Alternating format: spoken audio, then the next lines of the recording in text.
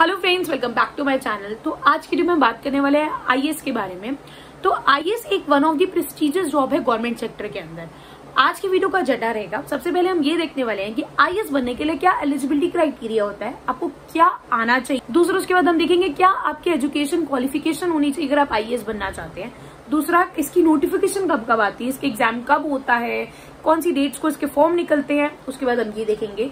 उसके बाद हम ये देखने वाले हैं कि इसके बाद आपकी रूल्स एंड रिस्पॉन्सिबिलिटी क्या होती है आईएएस ऑफिसर की। Then we are going to see pattern, किस तरीके से इसका एग्जाम होता है।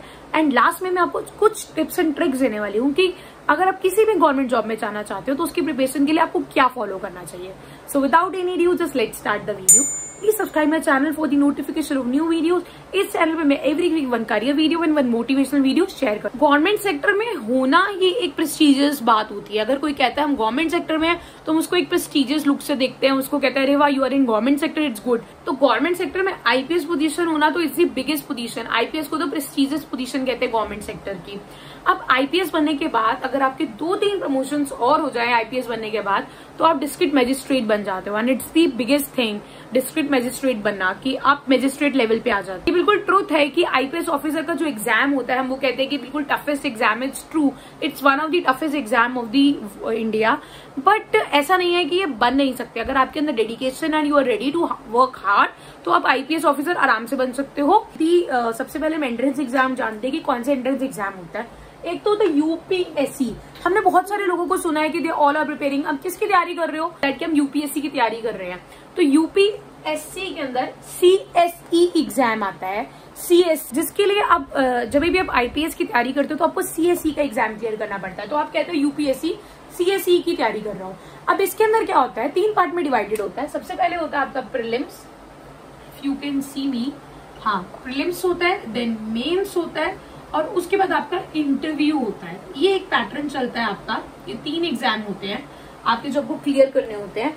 ये 3 ही नॉर्मल गवर्नमेंट एग्जाम के अंदर आप तैयारी करोगे तो यही 3 एग्जाम होते हैं, प्रीलिम्स मेंस और इंटरव्यू। बस उनके लेवल चेंज होते जाते हैं। अगर आप बैंकिंग के लिए जा रहे हो तो जैसे पी और क्लर्क के लिए जा रहे हो तो अलग एग्जाम का पैटर्न होता है, राइट। और अगर आप यूपीएससी के लिए जा रहे हो और उसमें सीएससी के लिए जा रहे हो तो उसका पैटर्न अलग होगा।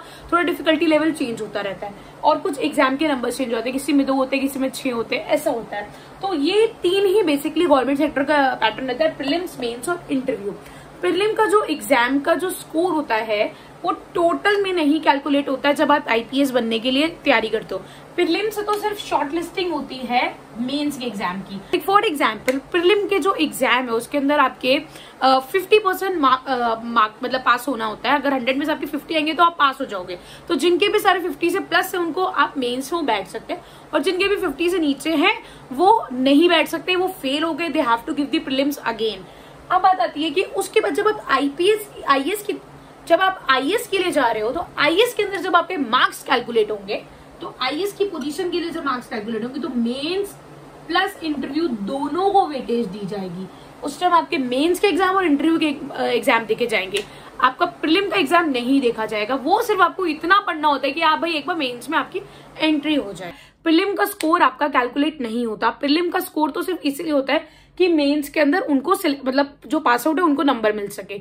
10 लाख स्टूडेंट अगर अप्लाई कर रहे हैं आईएएस की जॉब के लिए फॉर्म भरने के टाइम पे, पर जब प्रीलिम का एग्जाम होता है तो ही 5 लाख आते हैं। 5 लाख बच्चे वहीं पे ही डिडक्ट हो जाते हैं क्योंकि वो तैयारी नहीं कर पाते, ऑलरेडी जॉब कर रहे हैं या कुछ पोस्ट ग्रेजुएशन कर रहे हैं या उनको स्टडीज डिफिकल्ट लगी, उनको लगा यार मैं और भी गवर्नमेंट के एग्जाम दे सकता हूँ, तो वहीं पर ही आपकी आधी क्राउड हो जाती है। फिर प्रीलिम्स में जो 5 लाख बच्चों ने अप्लाई किए उसमें से काफी कम रह के मेन्स में रह जाते हैं। फिर मेन्स और इंटरव्यू को कंबाइन करके जिसका भी स्कोर आता है उनको सिलेक्शन मिलता है। तो इस तरीके से आपका काम चलता है। अगर हम देखें प्रीलिम्स के अंदर 2 एग्जाम होते हैं आपके एंड मेंस के आपके 9 एग्जाम होते हैं। 7 एग्जाम कंपल्सरी होते हैं, इसकी परसेंटेज होती है, 2 को बस आपको पास करना होता है। इंटरव्यू को दोनों को कंबाइन रिजल्ट चेक किया जाता है, उसके बाद आपके उस हिसाब से प्लेसमेंट होती है। आइए इस एग्जाम को देने के लिए एलिजिबिलिटी क्राइटेरिया क्या होता है। इसका बहुत सिंपल सा रूल है कि आप ग्रेजुएट होने चाहिए। That's it, you need only to be graduated.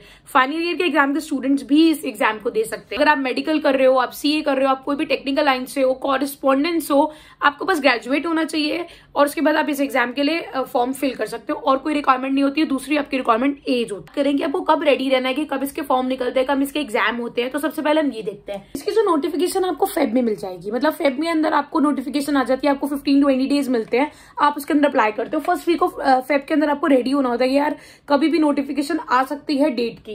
उसके बाद आपको 10-15 डेज आप फर्स्ट वीक में उसको फिल कर दो, बेटर रहता है। जो जो डिटेल्स वो मांग रहे हैं, जो जो डॉक्यूमेंट्स कर रहे हैं, आप उसको सबमिट कर सकते हो। देन उसका जो पहला एग्जाम होगा, प्रीलिम एग्जाम, आपका जून में होगा।